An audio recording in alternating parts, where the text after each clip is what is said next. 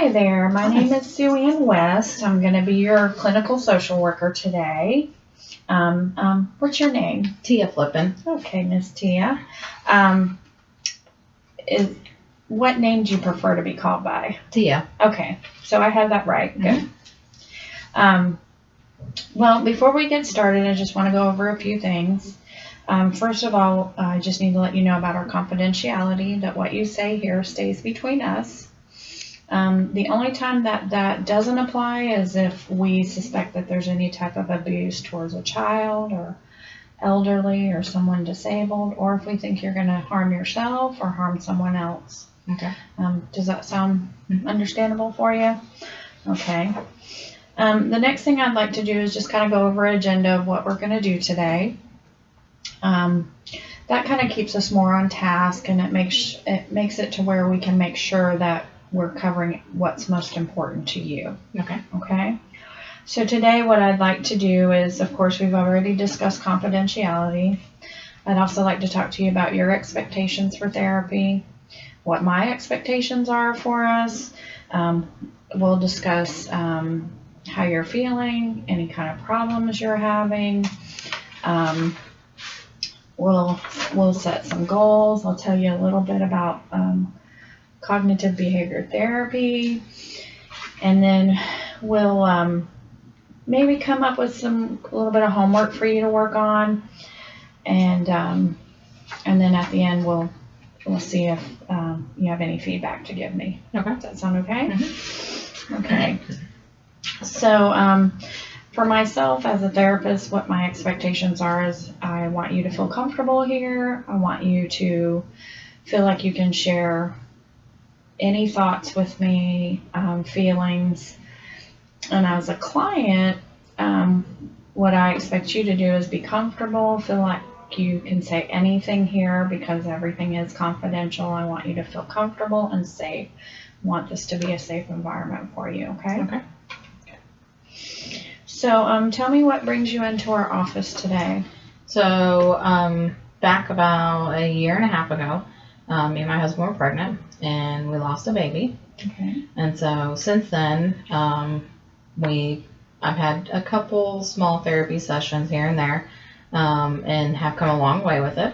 So no longer to the hurt point, or went through all my stages of grief. I ended up getting a memorial tattoo and stuff for the baby, and just kind of found my own way through it. And so I'm in a good place with it. Understand things happen. I'm actually even in a better place now because we are pregnant again. Oh, so congratulations. we're about 19 weeks through, and we find out next week what the baby is. So all things good. Okay. But it's being reminded back to the situation maybe. So this weekend I was with some family, and we'll just say there was some wine drinking involved.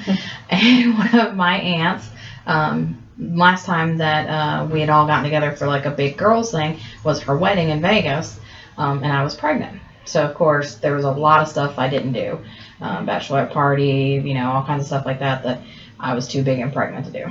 And then last year they wanted to plan something, with just all of us girls, and of course I was pregnant during the summer part, so I was like, I don't want to go do anything that I can't do. And so this time, when they were talking about it again, and I just said, let's wait till I'm not pregnant, and do something. And so I know she was a little tipsy, but she made a comment that she came up to me and she's like, I wish you'd stop getting pregnant and not be pregnant for a little while so we could plan a girls trip. Why every time we go to plan something, you're always pregnant. And it was like, I wasn't sad. It didn't bring feelings of sad, and I wasn't really mad, but the thoughts in my head were like, well, as soon as I get a baby out of all this, maybe I'll stop getting pregnant, or more kind of sarcastic, spiteful comments was what all came to mind. You were annoyed with the comments that were made. Like, okay, yes, I have been pregnant like every year for the past 3, but I'm trying to get to this, successful spot, and, Okay. Well, it sounds like your past experiences with therapy have been good, and that they have helped you get to of understanding of feeling better for yourself, but you still have, it sounds like you still have those outer influences that are kind of bringing it back up, and you're finding that a little frustrating. Yeah, I'm definitely not sad about it. Like and it was the comment was made more in a joking tone, so I know that she probably, and like I said, there was some wine involved, so she probably didn't even really think of what she was saying. But she's not the first person to have made the comment. I've had a couple other people say, "Wow, you're just like always pregnant. Every time I see you, you're pregnant." It's like, yeah, but I still only have one child. Right. Interesting enough. Okay. So you said that you had a particular thought when your aunt said this to you. Describe for me what came to your mind when she was saying those things. Sarcastic spitefulness. Like, that was the only thing I wanted to say. Was I didn't want to, what I did was I smiled, like, yeah, I know. But really what I wanted to do was be like, well, if I wouldn't have had that miscarriage last year, I wouldn't be pregnant. Some things that would have probably made her feel bad, caused hurt feelings, or, it wouldn't have been a very positive comment. Okay. So before we get to that actual thought, tell me on a scale of 0 to 10, 10 being the absolute best you feel, 0 being the worst, how do you feel about that comment today versus from yesterday? Does it still feel the same? It doesn't, no. Today it's because when she first made it, I didn't evaluate the situation. I went right to just those thoughts. Yeah, wanting to call her a name of some sort, like make that comment. But looking back on it, again, like I said, she had a couple of glasses of wine. She doesn't have children, never will, that kind of thing. And so the way I would feel about it is different than the way she would feel about it. And so I evaluated it. Now it's kind of just like, okay. Okay, well, let me explain a little bit about cognitive behavior therapy to you. What you just described to me, that instant automatic thought, is something that is normal to everyone. That's just the way.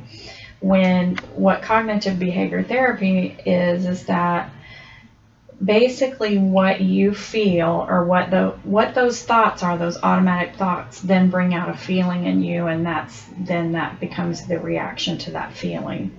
That is perfectly normal to feel that way. Having those automatic thoughts are normal. So what cognitive behavior therapy does is kind of takes those thoughts and redirects them for you to give you a better understanding of, okay, I might have felt that way instantly, and then we're going to use that thought to make you realize that it'll have a better outcome. Does that sound? Mm-hmm. Okay. And like I said, those automatic thoughts are absolutely normal. Absolutely normal. So one thing, is there anything else you wanted to add to the agenda today? Any other problems you want to talk about?